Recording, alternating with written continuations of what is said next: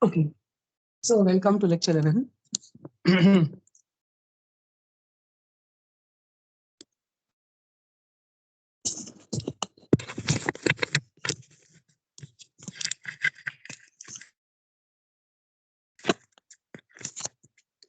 So we'll do a little bit of Lipschitz continuity after just a recap of the general convex optimization problem setting. So recap that the convex optimization problem we had was basically minimizing a convex function fx subject to constraints where gi's and gi's are certainly convex and edges are often affine or linear. Okay, and why f convex despite deep neural networks? Because the last layer loss with respect to the last layer weights is typically still convex, and importantly, when we have convex constraints GIX less than or equal to 0, you could think of these as intersections of multiple half spaces, right? And they turn out to be again convex. Basically, they are intersection of multiple sublevel sets, which are all convex and GIs are convex. Now, I also want to recap, but now I want to recap with a slightly different um, optimality condition. So recall that we had a condition where we said sufficient condition for optimality is that subgradient goes to 0, right? But I also came up with another condition where we said that the subgradient dot product with the vector is greater than or equal to 0. Now it turns out that for constraint optimization, this dot product being greater than 0 is very meaningful and intuitive. So if f is a convex and differentiable function on an open domain, a point x star is a minimizer or over the open domain if for all points x in the domain, the dot product between the gradient at x star, so this is a gradient at x star, and x minus x star, right? This angle should be acute. And this makes sense, right? Because if the only way we can increase the function is by going inside the space. If I have to decrease the function, I have to go outside the space. So if I'm minimizing a problem, minimizing an optimization function is being minimized. If I'm here and this is the gradient of f at x star, this is a point x star,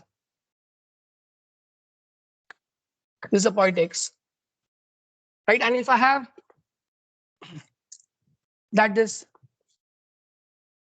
x minus x star makes an acute angle with the gradient of f at x star, this seems to mean that if I have to actually reduce the function further, then I have to go outside the domain.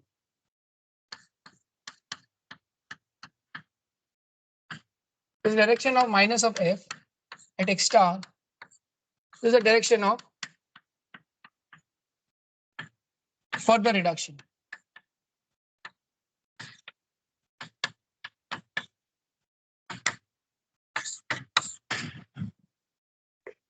Which means you have to violate the domain. This is the domain X. The entire thing is a domain X. Okay. So obviously, one extreme case is when the gradient itself is 0. Gradient of f at x star is 0. In which case this inequality will anyways hold. Is this clear? Right. So this is what I was trying to show. Typically, at all points within in the interior, you would have a condition for minimum as gradient goes to 0. A sufficient condition. Gradient or subgradient goes to 0. Right. But if the moment you are looking at some place here, sorry, this is case 1, x star in the interior, then 0 in the subdifferential or gradient goes to 0, sufficient condition. Case 2 is when x star is in the boundary, in which case this more general condition will hold. We saw this in the last class, just restating that and providing some more intuition. What are examples of such optimization problems in linear programs where you have to minimize C transpose X? subject to some linear constraints. All the linear constraints have linear functions, or you're trying to minimize a quadratic function, subject to again linear constraints. When is this 1/2 x transpose qx going to be convex? Yes. When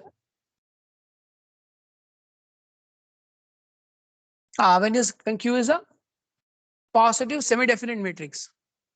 Okay. What is the Hessian of 1/2 x transpose qx?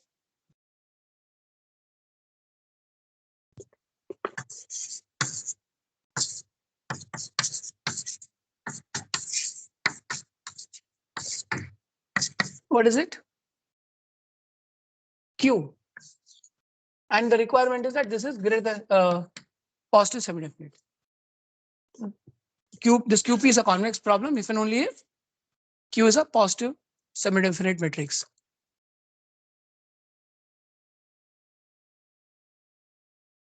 Okay, so with this, the outline of the next few topics. So we have done some preliminarily done this general constraint convex optimization problem and optimality condition. A little bit more on that we'll do later. But let's look at algorithms for optimization. We'll need one more condition or one more property to talk about how fast algorithms converge. So of course, this is going to be the following classes are going to be little bit skipping over the proof methodologies, right? Because many of them are very algebraic in nature. I'll give the proofs for your optional reading so that we can move quickly through different optimization strategies. Okay, so Lipschitz continuity is important property, and I'll give an intuition why Lipschitz continuity becomes important. Just like this condition, right? Which is positive semi-definiteness. Why was this interesting? Strong convexity, or just convexity, but strong convexity. What did it say? Let me use the other side of the book.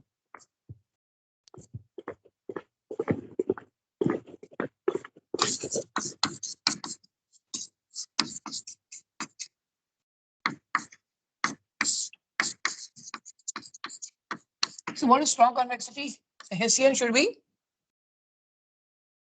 Hessian is greater than or equal to some C times I, right?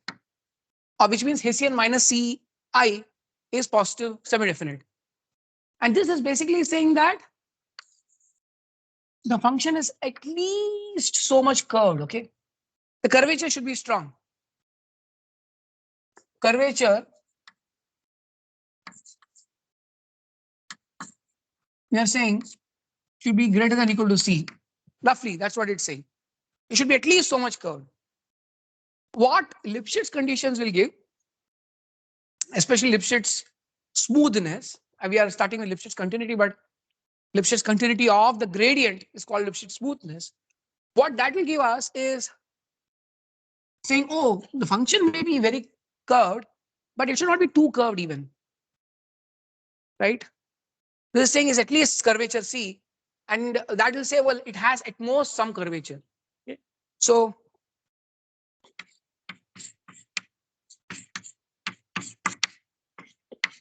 Lipschitz smoothness,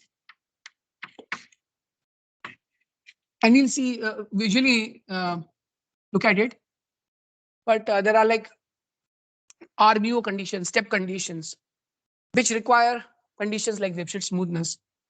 Well, when you're choosing the right step size, okay, or with Lipschitz smoothness, you can often prove better convergence guarantees. So Lipschitz smoothness says curvature is less than or equal to some L. So L is a Lipschitz constant. Okay. So it's roughly, but we will build upon this. We'll start with the simple notion of Lipschitz continuity and then move on to Lipschitz smoothness. So there are a whole bunch of papers. I've cited some good notes, etc., and my own notes on Lipschitz algebra I have posted. Okay, so let's understand a simple idea of Lipschitz continuity. A function f is Lipschitz continuous with Lipschitz constant L if the difference between the function values at x and y is upper bounded by L times the distance between upper bound L and y. I mean, you see this, right? this upper bound is going to come up everywhere. Okay. That is Lipschitz, huh?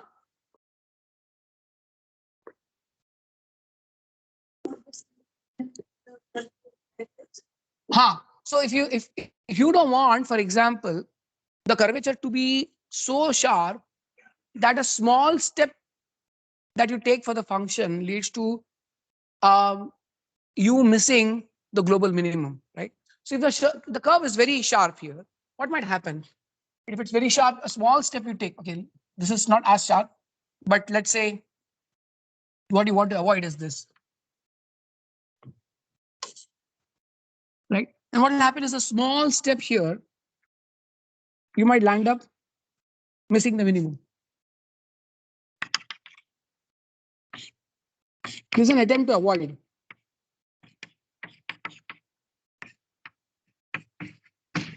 You'll say, oh, it cannot be so curved. So you'll say, oh, this is fine, but you say, okay, this is a threshold. This is my L. This is my C. So your curvature is between L and C, for example. Is that clear? Now, Lipschitz continuity is only talking about the rate of change of the function, okay, not the curvature, not the rate of change of the gradient of the function. It is just saying that the function should not change too fast. We'll see more examples to realize this. So that was Lipschitz smoothness, where we want to go. But before that,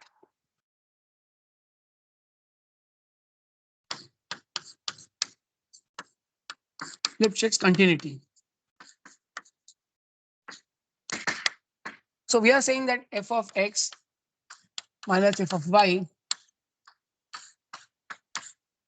should be less than equal to norm of x minus y times L. Function should not change too quickly.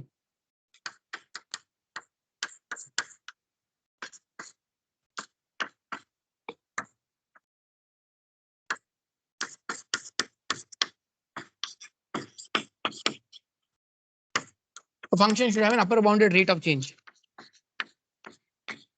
Right? You can think of dividing f of x minus y by the norm of x minus y. That's like a rate of change. Very roughly speaking. Does it have a connection with the gradient or derivative itself? What will you say? How will you characterize an inequality in terms of derivative?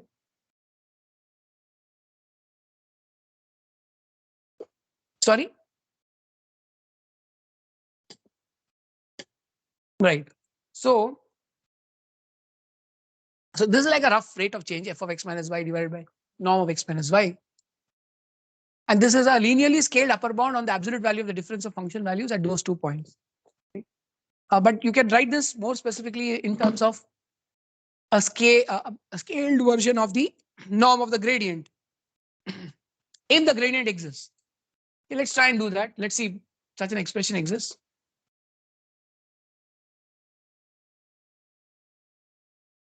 Right. So can you think of limit as h tends to 0 x plus hv, where the v vector itself is around x minus y.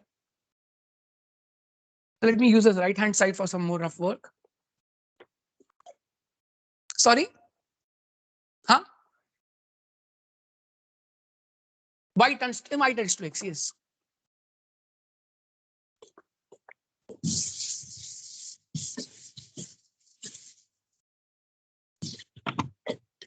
Okay, so can I write this as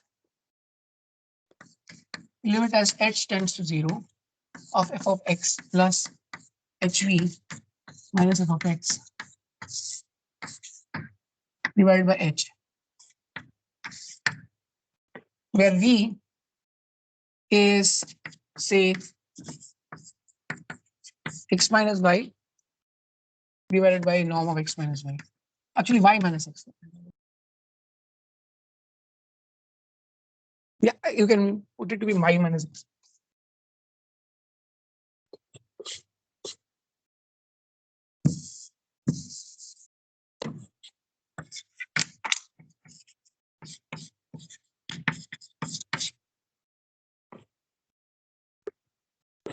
What is this? This is the directional derivative along V of f at x, right? Now, can you bring in the L here somehow?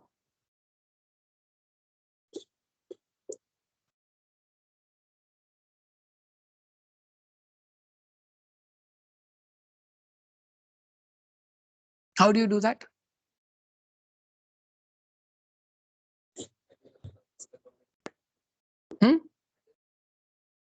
That's upper bounded by L. Are you sure? Or there's no, is there some magnitude of L? Just think about it. Or do you think it will be L into some scaled version of magnitude of?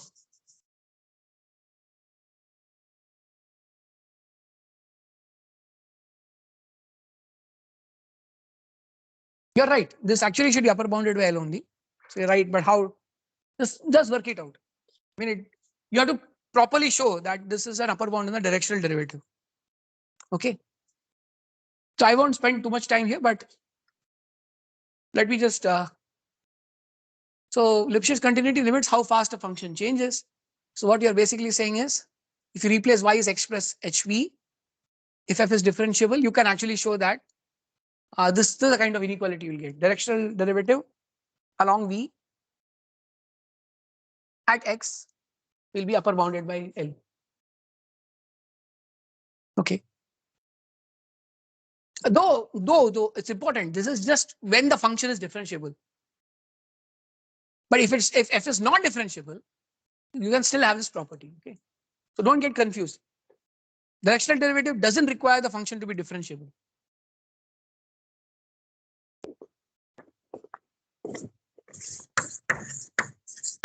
Even if not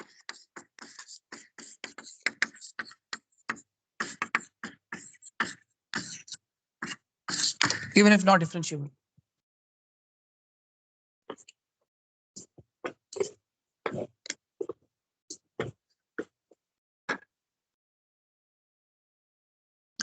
Okay. Other way of thinking is it implies that for any x in domain, the subgradient satisfies that the norm of h is less than or equal to L. Okay. Even if it's not differentiable, let's say the function is convex, then you can think of subgradient. Now, for Lipschitz continuity itself, the function need not be even convex. Okay. So I'm just giving you the perspective. If it were convex, then you could talk about subgradient. Then you could put a upper bound on the norm of the subgradient. But Lipschitz continuity doesn't require the function to be convex. Okay, you should be mindful of that.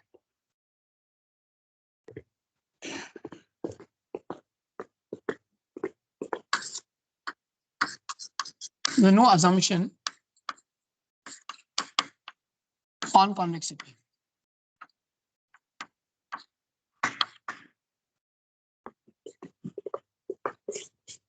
Okay, so I'm going to erase the smoothness. We'll come to that. So we have strong convexity, we have Lipschitz continuity, and let's build further the story. We want to get to something like smoothness. Let's see how that happens. Okay, so now before we do into jump into Lipschitz smoothness, what do you think will be the calculus? See, these are questions you should ask yourself. We spend a lot of time on calculus of convexity, calculus of subdifferentials. What do you think will be the calculus of Lipschitz continuity?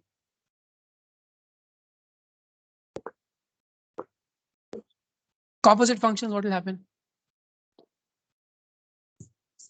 Okay.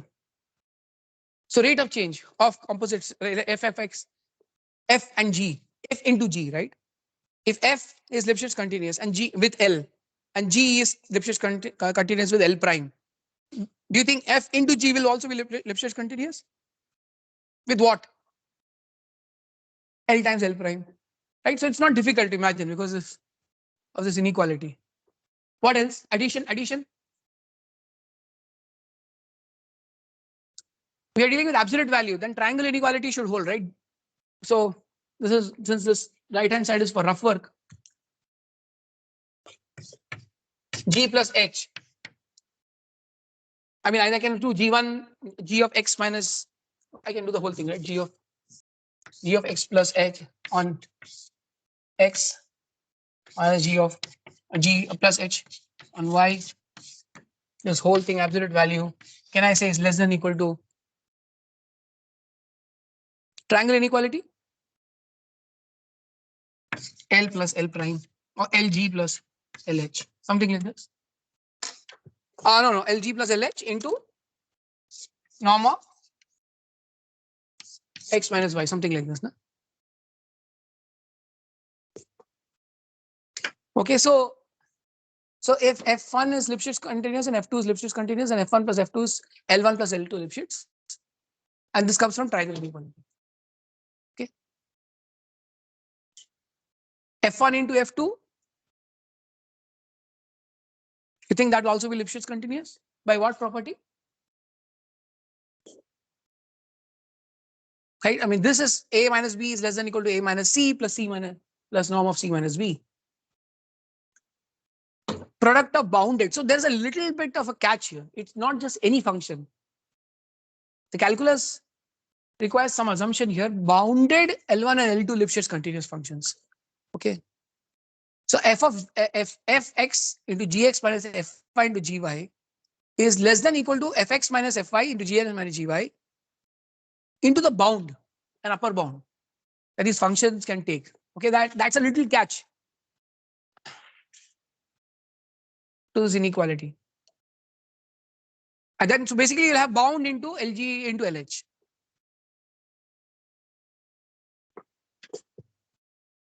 But nevertheless, product of two Lipschitz continuous and bounded functions is also Lipschitz continuous.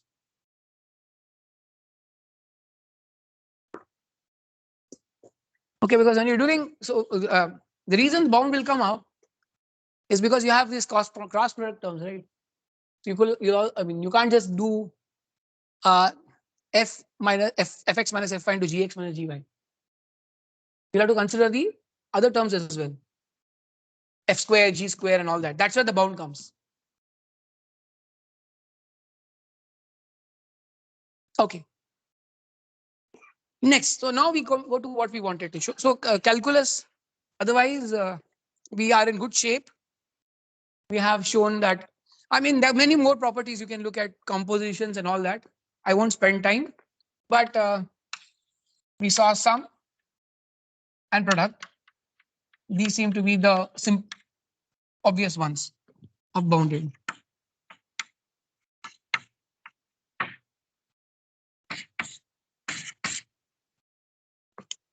So now we look at Lipschitz smooth. A function f is called smooth if its gradient is Lipschitz continuous. So we are saying that, well, if there is an upper bound on the rate of change of the gradient, like that's how strong convexity also emerged, right? A lower bound on the rate of change of the function. The function changes at least by c. Rate of change on the gradient. The gradient changes at least by c, right? This part. Curvature greater than or equal to c is like saying gradient rate of change is at least c. So what we are now coming up with is an upper bound on the rate of change of the gradient. So that's Lipschitz smoothness.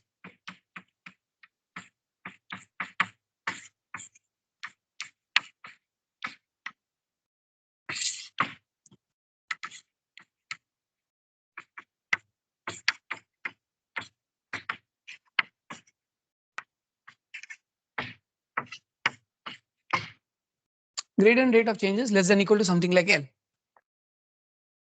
Okay, but we'll write down this more specifically. Okay, so we are saying something like this. So strong convexity was the red curve, right?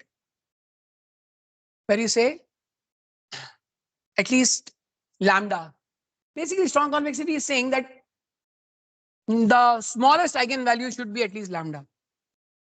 So eigenvalues, right, associated with a Hessian give you the curvature in different directions. So it's saying, oh, at least curve so much means if you take any direction, the eigenvalue, the direction will correspond to eigenvectors, then the eigenvalue should be at least lambda. Here we are saying that the function has an upper bound curvature, something like that. So that means the rate of change of the gradient should be at least L times x minus y. This is an important picture to remember, because if you can show these properties, then often algorithms behave much better, convergence is much better. Okay, so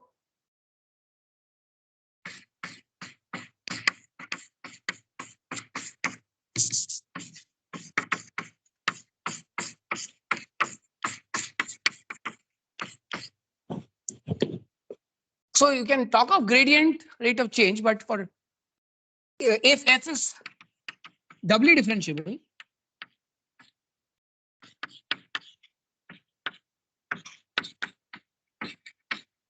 then we expect that the Hessian should be upper bounded by L times I.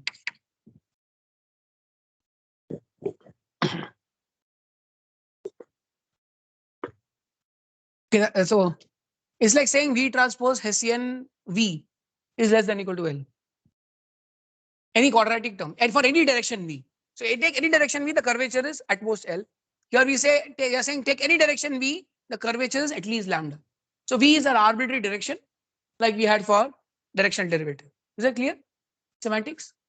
So even if you don't understand, what that strange inequality means, this is a normal inequality in terms of quadratic expressions. Any questions? Okay. So gradient of f being Lipschitz continuous, we'll have this inequality. And if there is a double differentiation, then possible, then Hessian is less than or equal to Li. Okay, so everything is now in this picture. Now, it turns out that many of the previous inequalities, you remember we had a first order condition for strong convexity. What was that? A quadratic expression in terms of the gradient, X transpose, right? This kind of expression. You remember this expression, strong convexity. Fi greater than or equal to f of x plus gradient f of x y minus x plus m by 2 y minus x whole square, norm of y minus x whole square, right? So this is the same m where for the strong convexity, lower bound on curvature, right? So you can think of something similar. Can you guess what do you think the? So while I gave one inequality there, there's one more possible. Two I have given here. There's one more. What is that? Can you guess what the corresponding quadratic upper bound will be?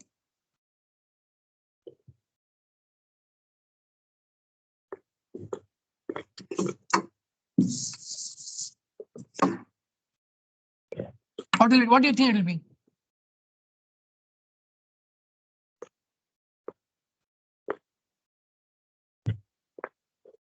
F of y is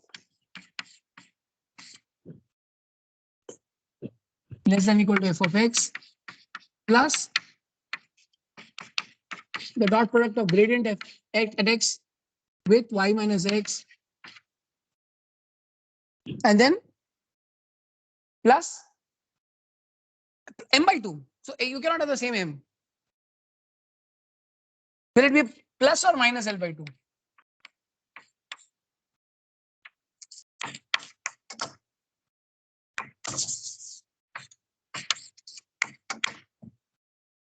Okay, I'm putting a question mark here. We guess something like this should happen. Basically, this is a curve, right? You can see this one is a curve. This is actually a quadratic curve. So the function is it should lie above the quadratic. This is like saying function should lie above the quadratic curve. Convexity said the function should lie above a hyperplane. But this is saying function should lie above a quadratic curve. And what we are trying to write is saying, oh, the function should lie below a particular quadratic curve, the red one. The same thing like saying curvature, lower bounded and upper bounded respectively. But we are guessing the form. Let's see whether that comes up later on. Right. So it indeed turns out to be the case. Okay, it turns out to be it's L by 2. Yeah. It'll be L by 2, not L. That's the only change. We wrote L by 2.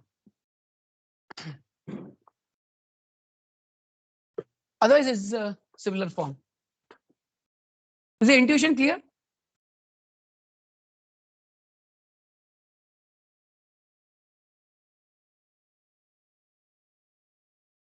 So let's take some examples. So what do you think about a linear function? Okay. So this is a summary of everything, right? So we have these two inequalities. Now also in terms of quadratic upper bound and quadratic lower bounds respectively for Lipschitz smoothness and Lipschitz continuity. So an example of a function that is both strongly convex and Lipschitz smooth is x square. This is the first example. X square. Let's look at x square. What is the double derivative of x square? Is there an upper bound to 2? Obviously 3. Lower bound to 2? Yes, 1. Right? So you can think of, yes, this is certainly lying between two curves.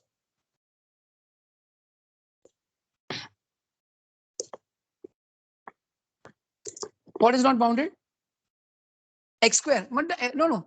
The boundedness came for product of two functions.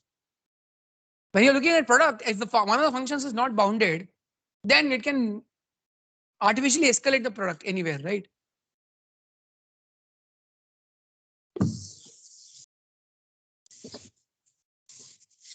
We are looking at a particular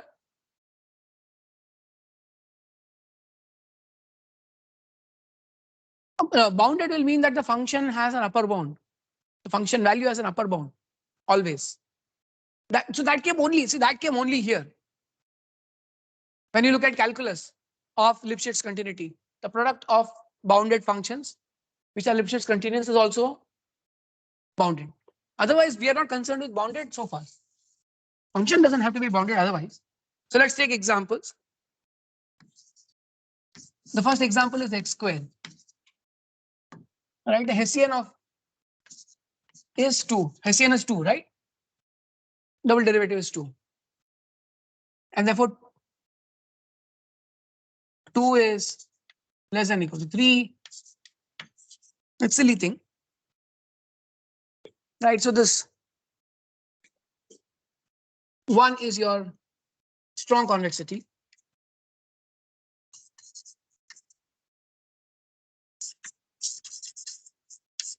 C is your strong convexity constant. And 3 is your Lipschitz smoothness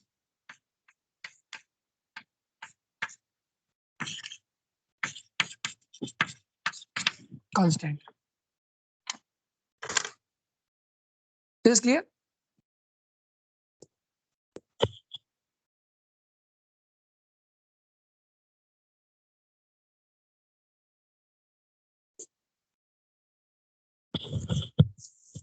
Okay.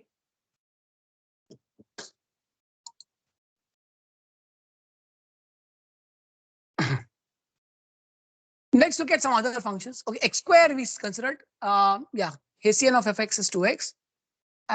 Gradient is 2x and Hessian is 2. So this is done, right? Is it Lipschitz continuous? It's Lipschitz smooth, not a problem.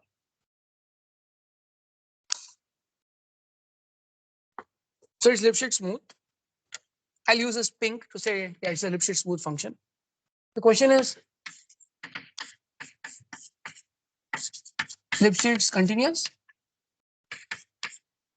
What is your intuition? Do you think any Lipschitz smooth function which has a upper bounded curvature will also be Lipschitz continuous, which means have a upper bound on the rate of change of the function, the gradient,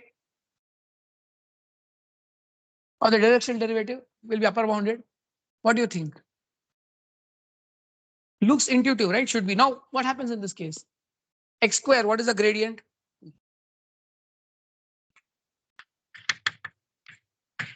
Uh, you can actually look at the function itself, x square minus, so by first principles, x square minus y square is less than equal to, okay, you can do it this way also. So x square minus y square.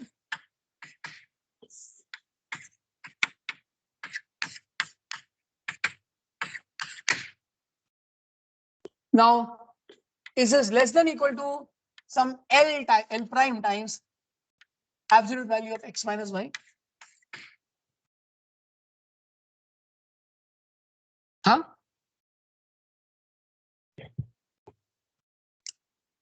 The dreams are shattered, right?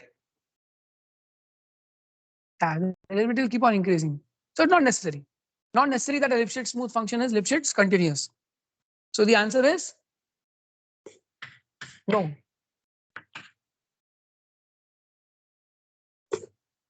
This cannot exist for all. But you can say, well, for some values of x and y, some bounded region, it is there exists an L prime.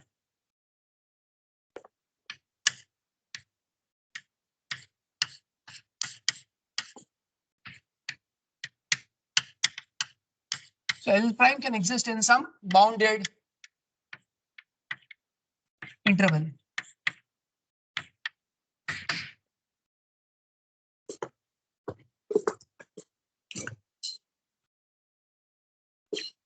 Okay, so right, so if we have in this case 2 or times y minus x is less than equal to L times y minus x. It's Lipschitz smooth, but it's not Lipschitz continuous. Okay. Now I'm taking another example. Fx is x raised to 4. Fx is x raised to 4. Is it Lipschitz smooth?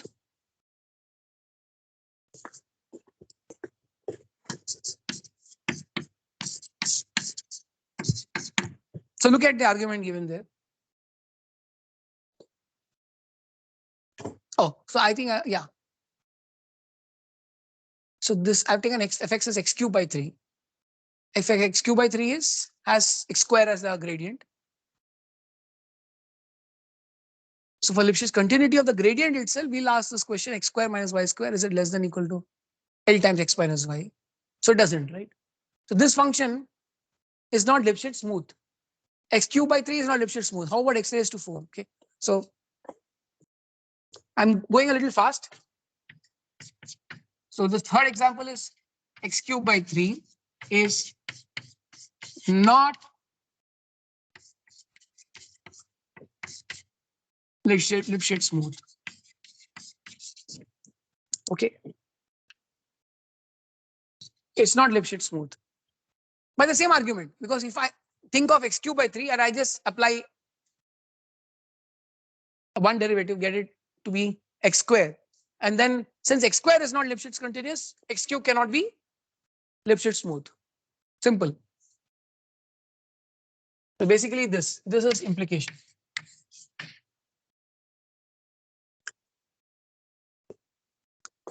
X raised to 4.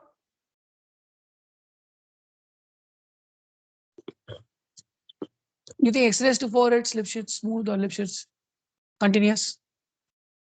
No. We have similar problems, right? So neither. Okay, think about it. So getting a very well-behaved function, which is Lipschitz smooth and continuous, is going to be challenging. So the general message is only functions of asymptotically at most quadratic growth can be smooth globally. If you want to think about globally smooth, it has to be quadratic growth everywhere, asymptotically quadratic growth. But there are more examples. So x raised to 4 you can study as homework, but it is not Lipschitz smooth. So this is a message I think suffices.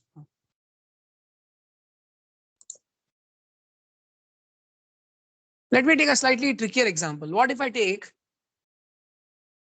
f dash of x, some function f, whose f dash x is absolute value of x. Right? If you now take the difference f dash x minus f dash y, can it be upper bounded by L times x minus y? Hmm? Is f dash whatever? Whether it's a gradient or is the function itself just f dash x, is it Lipschitz continuous?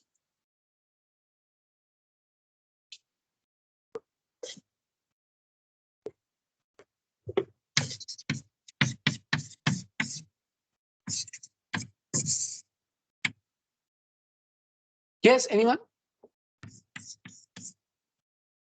Absolute value of x. Is it Lipschitz continuous?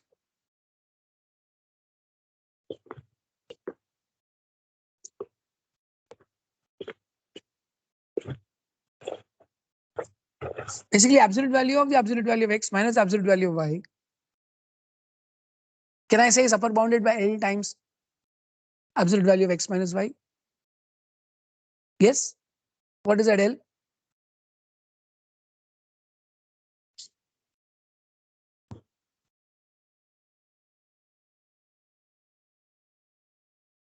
Right. Right. So L equals 1. So this is Lipschitz. This is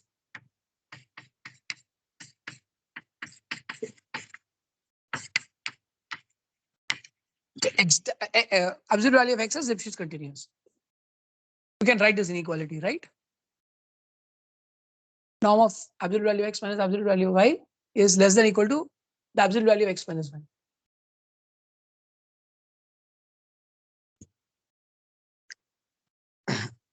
How about f double dash x? Or which means is this function Lipschitz smooth? What do you say? The gradient doesn't exist everywhere, so it's going to be difficult to talk. You can talk about subgradients, but smoothness you can't talk about because gradient doesn't exist everywhere. Okay, so I mean, there's just more questions I ask. So now f dash x is not differentiable everywhere. So basically, this absolute value of x is not differentiable everywhere, but it's differentiable almost everywhere, right? A finite number of points in this case is just right. And if it's x is a vector, then instead of you look at one norm of x, then it's differentiable almost everywhere except for places where one of those components is 0. So if it's n-dimensional vector, then you have to look at how many configurations will have. You'll need just at least 1 0, right? So finite number of configurations. So is every subquadratic function Lipschitz smooth? So we saw that function should at least be upper bounded by asymptotically quadratic. But is every subquadratic function Lipschitz smooth? So if you take fx is x, absolute value of x raised to 3 by 2. The gradient of f dash x is infinity at x is equal to 0. Okay, so I'm just going to give you some general recipes. You can think about it. Right? So let's say f dash x is in this case 3 by 2 x raised to half if x is greater than 0.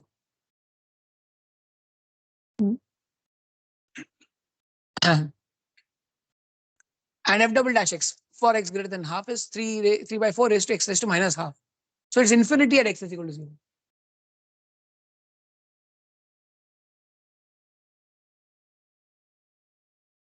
So it cannot be Lipschitz continuous.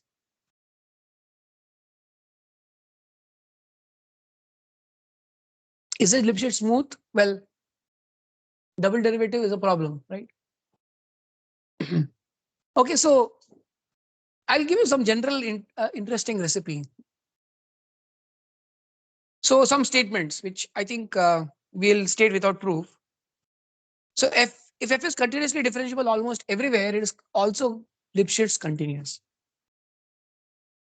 Okay, I'm repeating this. If f is continuously differentiable, which means it's differentiable and the derivative is also continuous, almost everywhere, So almost everywhere. For now, just think of finite number, but actually countable number of points. You talk in terms of measures, right? So the set and which it's not differentiable has measure 0, but think of it as countable number of points for now. Simply, it is also Lipschitz continuous. Okay, so absolute value of x can be thought of as Lipschitz continuous. One norm of x, Lipschitz continuous. Okay, so we'll generalize all of these observations.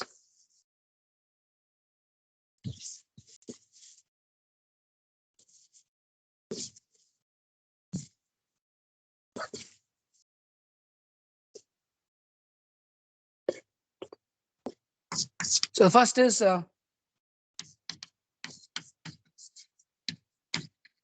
continuous differentiability almost everywhere.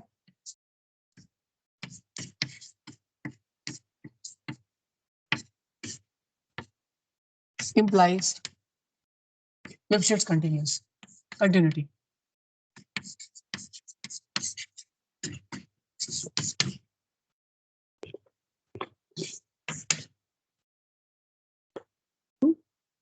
The next set of observations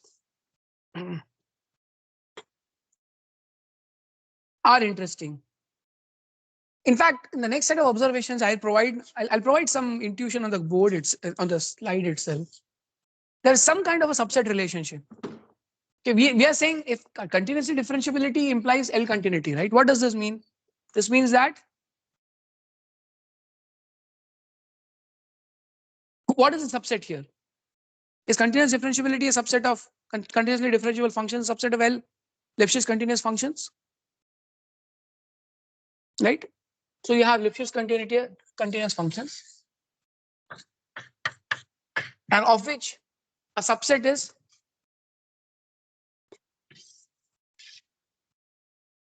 differentiable almost everywhere. Okay. But here we are going beyond that, and we're saying if let's assume also that you have a bounded subset of Rn on which you are measuring these functions. Okay, bounded subset, which is typically going to be the case with constraint optimization where you have constraints defined by convex functions. So the most general class is f is continuous. So we are saying that is the biggest class here. The huge, this entire space is continuous functions. Okay, and a subset of that is f is differentiable almost everywhere. So this differentiability almost everywhere. Oh, sorry, what did I say?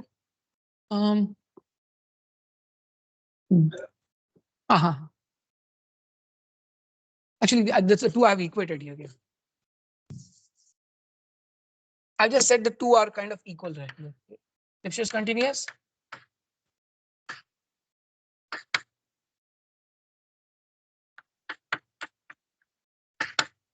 This is differentiable almost everywhere. Lipschitz continuous. And then a subset of that is f is continuously differentiable, which means the derivative is also continuous. Okay, so there I'll just, so there's a huge space of which, there's a large space of which this is a much smaller subset. And then we are saying of a subset of that is continuously differentiable. And then to say that it's continuously differentiable is like saying gradient of f is continuous. Now you can apply the same again. A subset of that is where gradient is differentiable almost everywhere. Use a different color. This is gradient f continuous almost everywhere.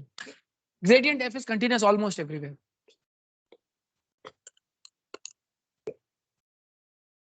Oh, sorry, gradient f is differentiable. And a small subset of that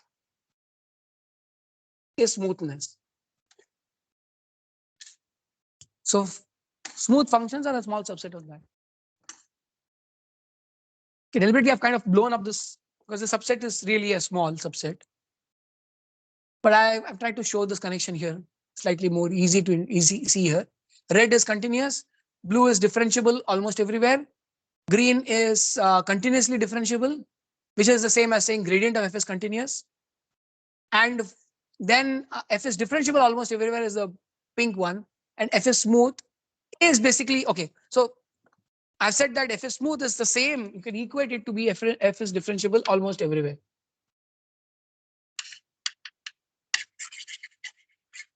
Okay.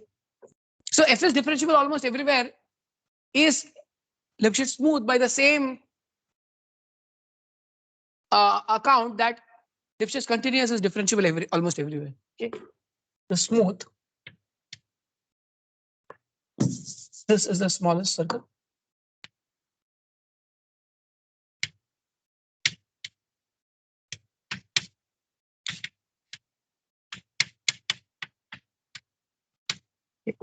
Smooth is the same as saying gradient f is differentiable almost everywhere.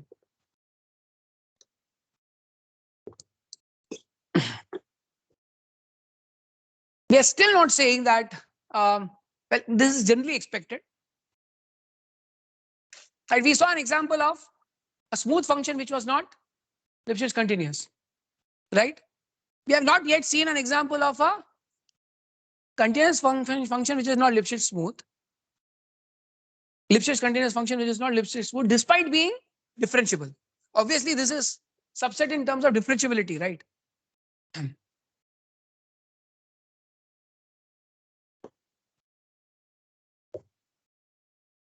Okay. And I've given some examples here also. I forgot to mention. So f is continuous is x e raised to x, absolute value of x, f dash x, right, is absolute value of x. F is differentiable, examples are x, absolute value of x. Now, e raised to x remains, right? But then moment you go to continuously differentiable, some of them start dropping out.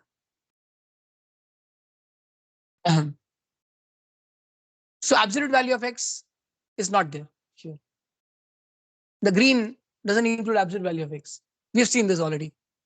And then as you go further, that the gradient is differentiable almost everywhere.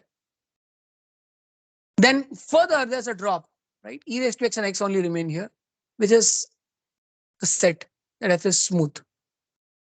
X is upper bounded, so no problem. It's smooth. E raised to x, do you think it's smooth? What do you feel? E raised to x.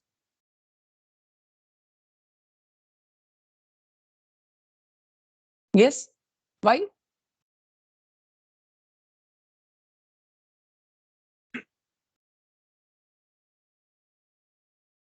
Hmm? It's e to the power x.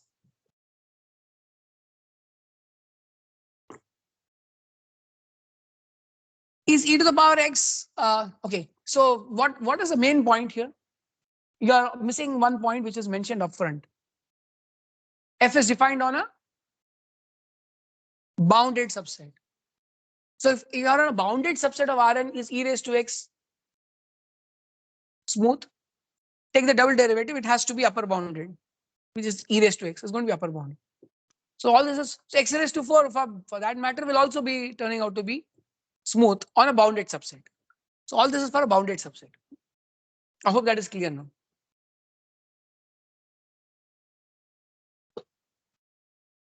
Okay. So yeah.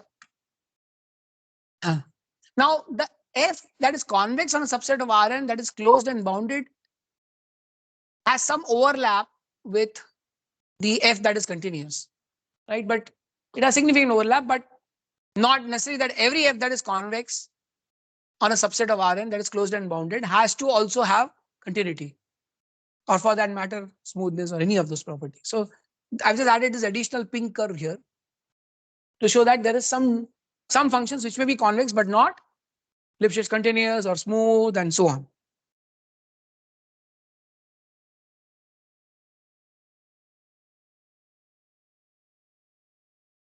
Okay. Yeah, and also recall the function is Lipschitz continuous if the norm of the subgradient is bounded. Further, for a closed and bounded subset, F is Lipschitz continuous, happens to be a superset of F being convex, right? So we have seen that convex functions are continuous almost everywhere, right? We expect it to be continuous functions, and in fact, they're differentiable also almost everywhere. We have seen that earlier. So, a little bit more on strong convexity, Lipschitz continuity, and smoothness. So again, I was just recapping all that we have said so far. Function f is strongly convex if there is a mu such that f of x minus mu by 2 x norm of x square is convex. And we actually constructed a, we're able to use this to construct a strongly convex function by just adding a regularizer, right? So question is, can we construct the Lipschitz smooth function from a given function, which may not be Lipschitz smooth? So right, we are demanding. Like children who have seen one kind of toy, they ask more toys, right? So saying, we could construct strong convexity by adding a regularizer.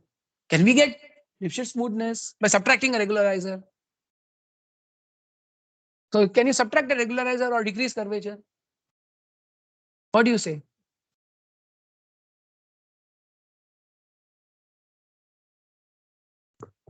Right? Strong convexity, add regularizer. Do you think it's possible? Or does it not require some assumption? So you need to think about it, okay? The answer is not simple. If you subtract the function itself.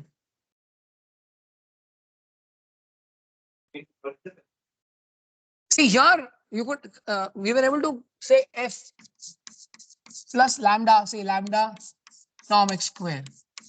This gave you strong convexity. Question is, can I do the same thing here? Some gx plus, I'm just trying to add L by 2 norm x square. Plus or minus or whatever. So some other function which will make it Lipschitz smooth. That's the question we are asking. Can we do that? Like we did earlier. Can we extrapolate?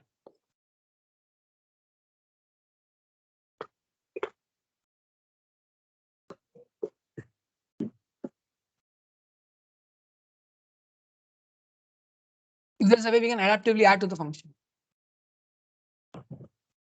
Okay. Any other thoughts?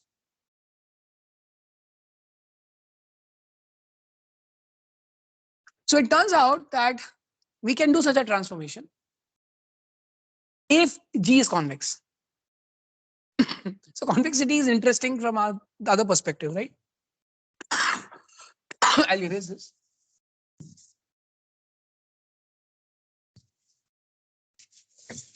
So you guys, all of you guess.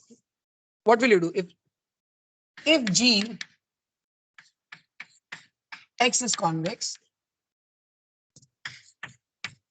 Is there some transformation that is Lipschitz smooth or continuous?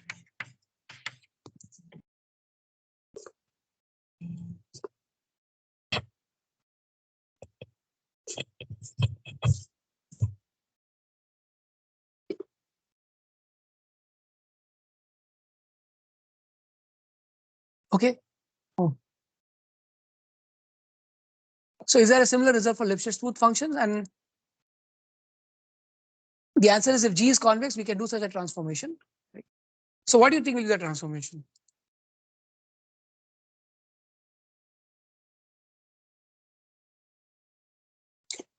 So not Gx is convex. Answer is if some function is convex. Okay, so sorry, this under some convexity. We erase this. Not that G has to be convex.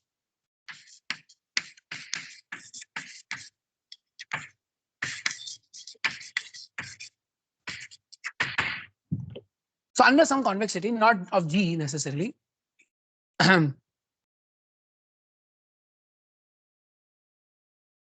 Okay, so that's what I was trying to show there. What I wrote there was correct. L by 2 norm x square minus Gx. if that is convex, then G is Lipschitz smooth. Okay. A function f is Lipschitz smooth if there exists an L such that norm L by 2 so L by 2 norm x square minus f of x is convex. So the another convexity which is of L by 2 norm x square minus fx, you'll have fx is Lipschitz smooth. We can't talk about continuity, but Lipschitz smooth. So we are not subtracting, somebody was talking about subtracting function, but we are subtracting the function from the norm of x square. We need a quadratic upper bound, right? Obviously, that this is not a very happy situation. You don't want to deal with the negative of a convex function, right? So it's ubiquitous, but you land up getting maybe a concave function. So this may be more interesting for maximization. So this transformation is not very interesting. Not very, doesn't appear useful.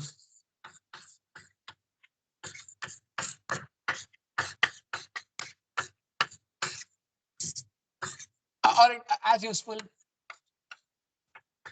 doesn't appear as useful as construction of strong convexity.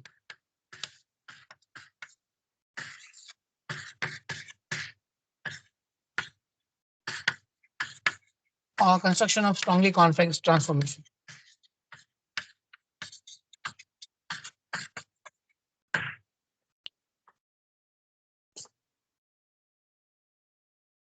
Okay.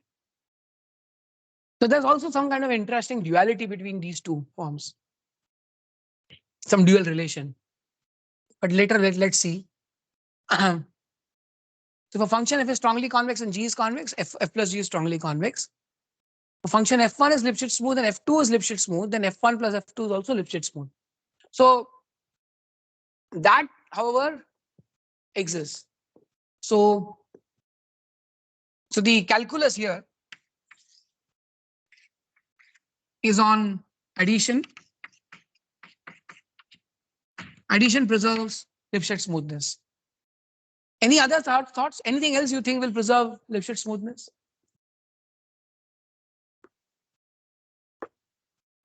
Do you think addition of Lipschitz continuous to Lipschitz smooth function will make it Lipschitz smooth? Like convex plus strongly convex gives you strong convexity. Can I say the same thing?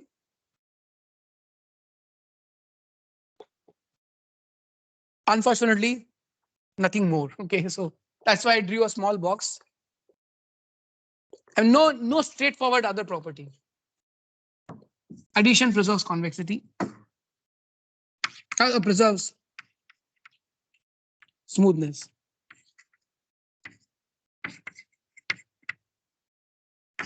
That's all I know as a general property. Okay. So now with all this, we're going to do the following. We're going to take a relook at all our ML law objectives. So you remember we had studied some 5-6 ML objectives, studied how they emerged, then they studied their convexity and strong convexity. We'll just now study how many of them are Lipschitz smooth, Lipschitz continuous, and so on. Okay, if you have your notes, just flip. Right? Let's study them again. So we are pivoting back. Which is the first one? Logistic laws. Okay. So while I won't do all the derivations here, or the proofs here on the board, I'll use the slides. What is your thought?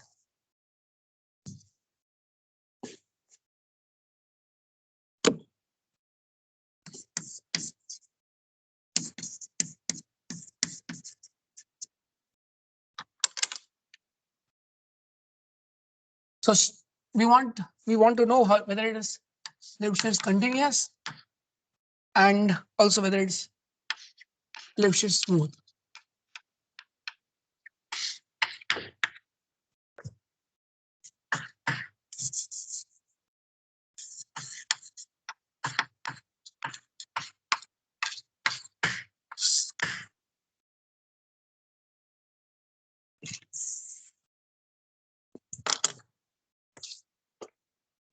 Yes. Do you think it's Lipschitz continuous? Well, if you take a bounded domain or something like that, right, then you'll say, well, it's Lipschitz continuous. On a bounded domain, it is, right? If I set the weights theta to be within a bounded sphere, no problem. But then we don't want such silly answers, right? that picture was just to give you an idea how they are on a bounded space, but not necessarily. There are no constraints here.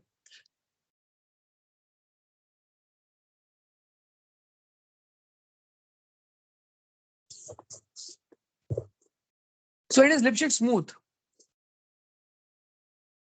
Okay, is Lipschitz smooth? Is it Lipschitz continuous? So I'll give you just a small proof sketch.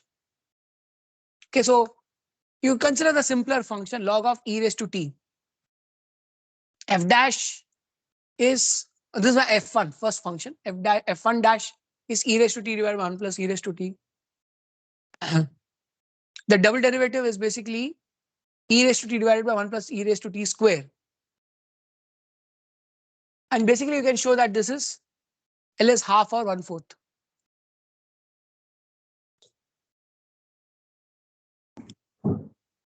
Okay, so it's not difficult. You do that for e raised to t. And then you have a function f2, which is the y minus yi into theta transpose xi.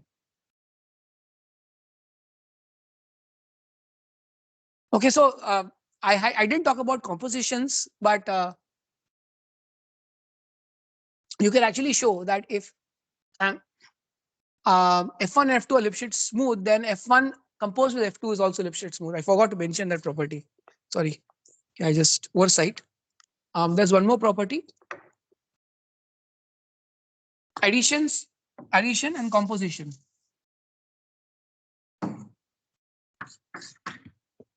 Addition preserves smoothness.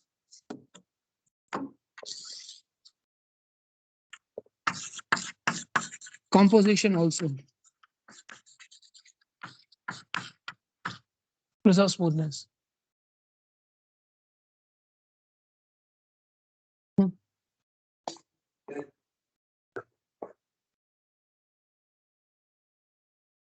Lipschitz smoothness implies that.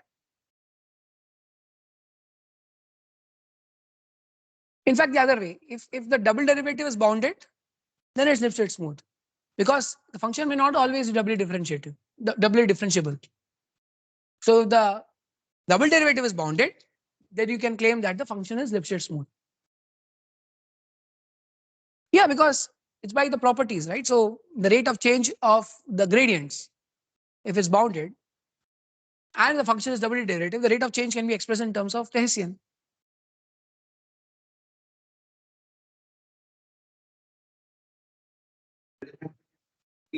Point like the color.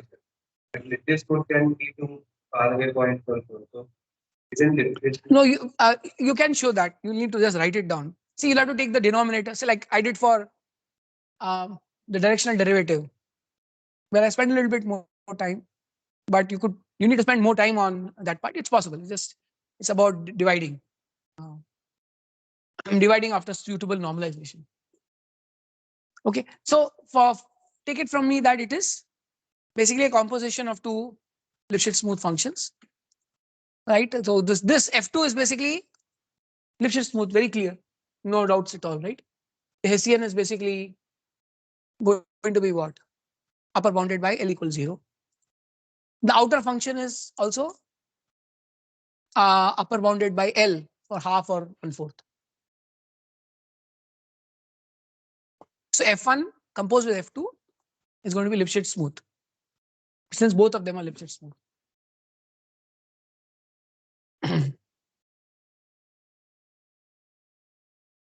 Okay, so the answer, what about Lipschitz continuity?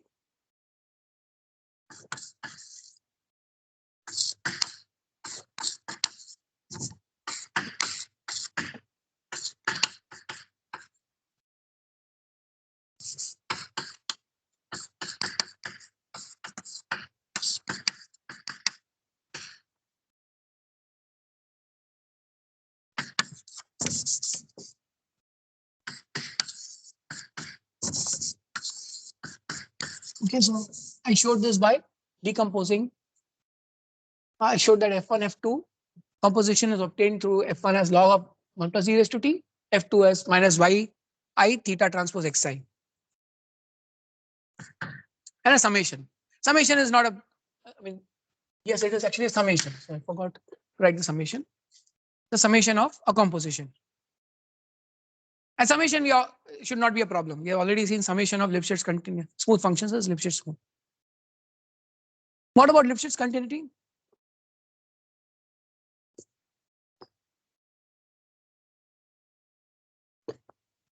Sorry. Okay, so we'll put a tentative yes. It appears to be yes. Okay, why don't you guys work it out?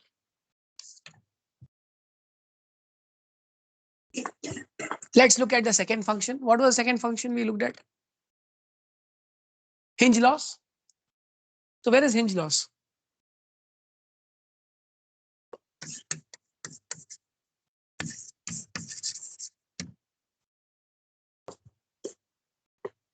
So it's Lipschitz continuous. I'm just giving you a statement here.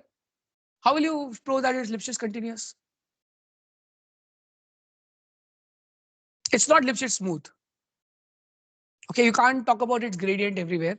And let's not talk about the bounded, bounded interval, bounded subset. So it's Lipschitz continuous. How do you show that it's Lipschitz continuous?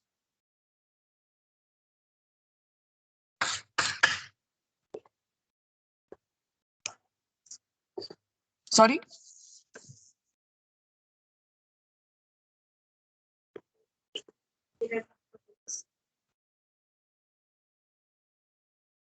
Right. Right. So it's simple. What you can do is you can consider the two cases. Okay, so consider two cases, actually multiple cases. So if your max of 0, 1 minus t is ft, so case 1 is t1, okay, is less than so t, because now we have t1 t2, right? Lipschitz continuity, you have to consider t1 t2. So t1 is less than 1 and t2 is greater than equal to 1, or t1 is greater than equal to 1 and t2 is less than 1. Both of them are similar. So case 1 I've written here. What happens in that case 1? It becomes f of t1 minus f of t2 absolute value, which is 1 minus t1 minus 0. Right? If t1 is less than 1 and t2 is greater than equal to 1, then ft1 minus f of t2 will be 1 minus t1 minus 0. T2 won't figure, which is absolute value of 1 minus t1, which is less than equal to t2 minus t1 under these two cases. So L is 1. So you have to do it step by step. Hard work, that's it. Right? Case 2, t1 is less than 1 and t2 is also less than 1. Right? So earlier t1 was less than 1 and they were like on two sides of 1. In this case, both are less than 1. That's actually very simple. So f of t1 minus f of t2 is absolute value is 1 minus t1 minus 1 minus t2 absolute value, which is t2 minus t1 absolute value. This is very simple. And in fact, t2 greater than 1 and t1 greater than 1 is also simple. F of t2 minus t1 minus f of t2 will be just 0, because his max is going to be just 0 minus 0. So t2 minus t1, which is less than equal to t2 minus t1, right? With L equals anything. L, let's say L is less than equal to 1. So this is one part, and then you also so is this clear? So this was basically setting this function to be max of 0, 1 minus t. Okay, so how do you prove it? Max of 0, 1 minus t. Now you have to do a summation, but this the t itself is now theta transpose x, yi theta transpose x, right? It's a composition. So this, if you want, you can, yeah, this t itself is some yi theta transpose xi. Composition again. Actually, these things work under linear composition very simply. These are linear, I mean, composition of a nonlinear function with a linear function. So yeah, what I would say is composition with linear functions. Other compositions also hold, but this should be easier to prove. Composition linear function or Lipschitz smoothness and Lipschitz continuity. Or if I forgot to write there. Here. Composition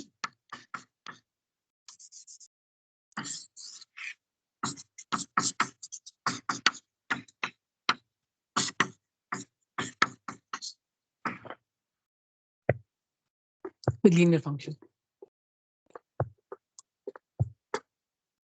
Okay, so let's look at the third example. Multi-class logistic regression. So Lipschitz smooth. Very similar to logistic regression. So these are the same class. Okay.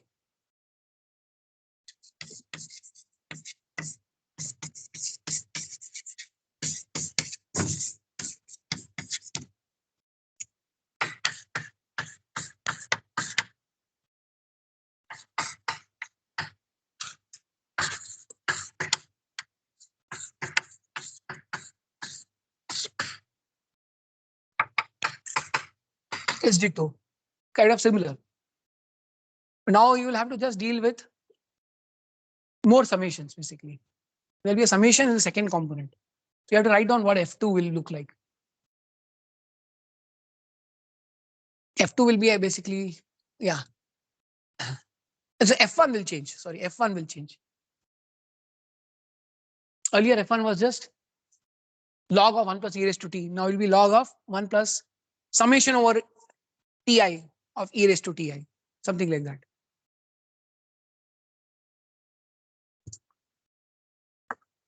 So slightly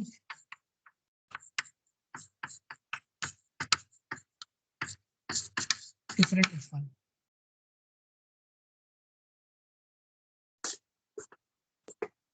Okay, let's look at the next function. Okay, so the proof methodology, generalization or logistic loss case. We won't go over it. Least squares. So this is the best. It's Lipschitz smooth, it's convex, it's also Lipschitz continuous. Right? That's like the favorite example you'll take, right? And if you have a new algorithm, you'll always try it on that.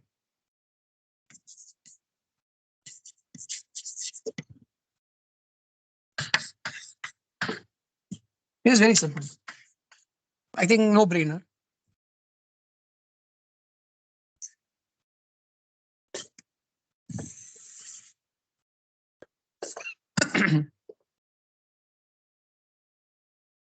Right, so this is basically ft is t square. Yeah, in bounded domain, we also expect least square to be Lipschitz continuous. So yeah, Lipschitz continuity, forgot to mention, this is a yes in a bounded domain. All of these in bounded domain. Okay.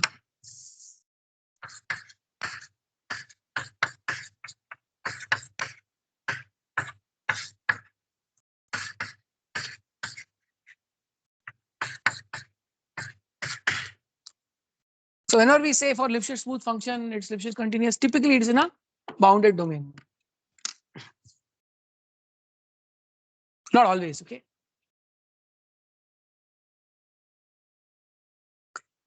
Now let's look at some other combinations. L2 regularized.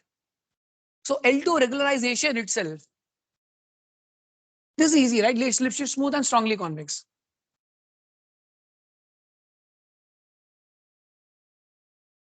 So if you do, if I apply, for example, L2 regularization on logistic loss, it will remain Lipschitz smooth and also become strongly convex, right?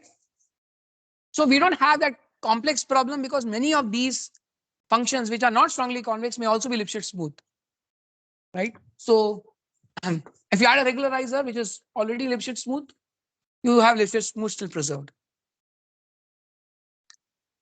right? So this is yeah. So in fact, L2 least squares and L2 regularization are kind of similar reasoning. norm of x2 square is f of norm of x2, where ft is t square. L1 regularization, it's not Lipschitz smooth, it is. So I just finish this. So least squares and L2 are here. L1 regularization.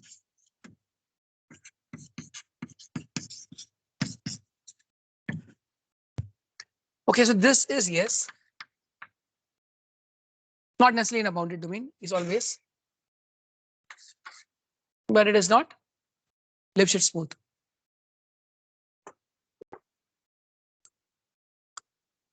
Okay, so we showed that one norm of x is convex, is Lipschitz continuous.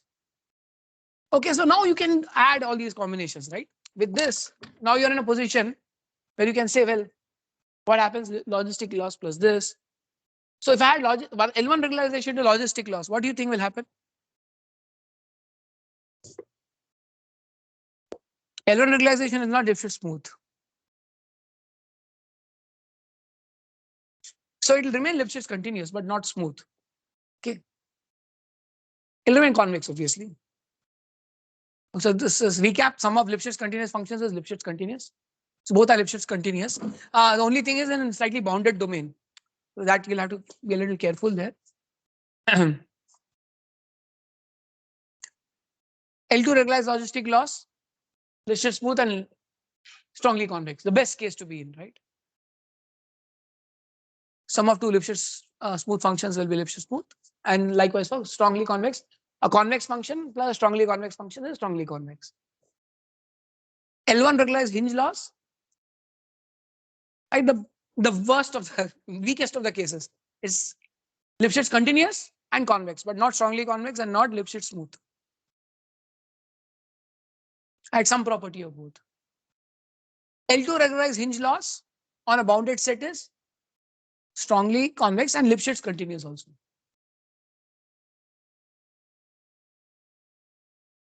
So on a bounded set can also imply, yeah, it implies Lipschitz continuity. L2 regularization. See, L2 regularization in bounded domain have continuity, but somehow you can't have Lipschitz smoothness anymore because of hinge loss, which is not Lipschitz smooth.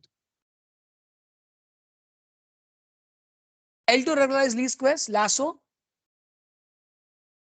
Again, it's a very good case to have Lipschitz smooth and strongly convex, exactly like L2 regularized logistic loss.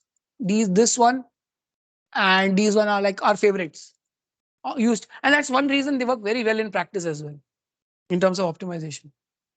Both have quadratic form. L1 regularized least squares. It's strongly convex because of least squares, but it is Lipschitz continuous only because of L1. In fact, least squares will also be Lipschitz continuous on a bounded interval, like I've said there. Okay, so this kind of summarizes, now we are totally set to analyze algorithms and their rates of convergence. So we look at algorithms for optimization. The whole idea is summarized here, right? The magnitude and direction. Any algorithm for optimization, you look at magnitude, and the magnitude of how much step you should take is often governed using this property, right? You want upper bounded curvature so that you are not overstepping, and lower bounded curvature, some lower bound of the curvature, so that you're not taking for infinity to come to a point of convergence, right? So far we have spent I think more time doing things more rigorously. Starting next class, as I told, the lectures will be provided, the proofs etc. are going to be not covered much in the class. Maybe for one I may, but we'll be doing just the algorithms and their intuitions. Okay, so to show analyze convergence, we would like to assess how fast the function changes. That's Lipschitz continuity. What is the curvature of the function? Is it upper bounded or lower bounded? If the function oscillates because of drastic changes, then updates might also have oscillating solutions, right?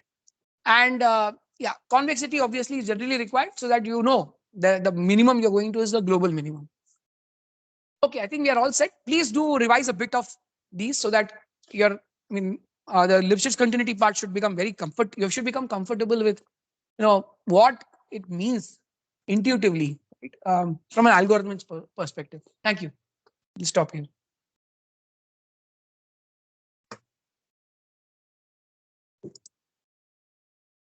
Next Tuesday, on Friday, I will conduct the regular class. That'll be the last class before mid. On Tuesday, we'll have a class.